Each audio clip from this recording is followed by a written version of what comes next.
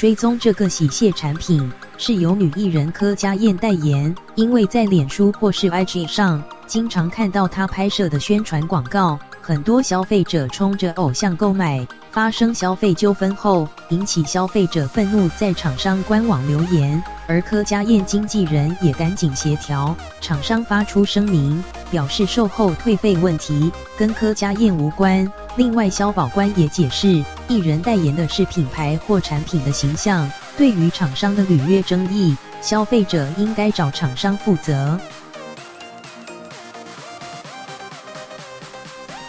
追踪被消费者指控很难退费的洗卸产品，这是由女艺人柯佳嬿代言。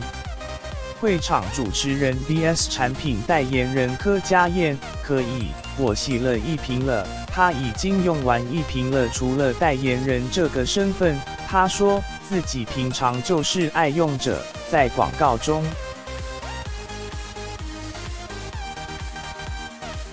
产品代言人柯佳嬿平衡每一克净肌纯白，她的用词是净肌纯白，很多消费者冲着柯佳嬿的个人形象才用网络下订单，消费者不满，纷纷在厂商官网留言大骂诈骗集团。艺人柯佳嬿，我是真的很喜欢这个产品，推荐给大家。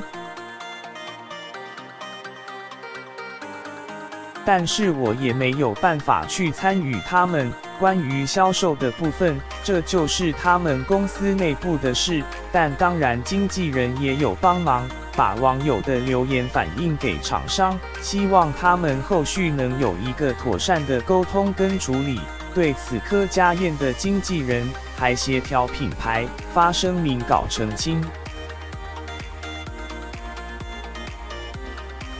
文字写下，目前涌入大量订单，客服未能及时回复。柯佳嬿小姐仅负责协助某系列产品的广告代言合作，并无牵涉商品本身订购，及时切割，似乎很怕让柯佳嬿个人形象被牵连。消保官比较像履约的问题，是消费者需要去跟业者主张，并不是广告的内容，可能没有办法说我们这些受害的消费者要求说柯小姐需要连带负那个赔偿的责任。消保官解释，艺人通常是代言品牌或产品的形象，确实需要对广告诉求的功效负责。但如果是消费纠纷、履约争议，这是厂商跟消费者之间的契约问题，厂商必须负责。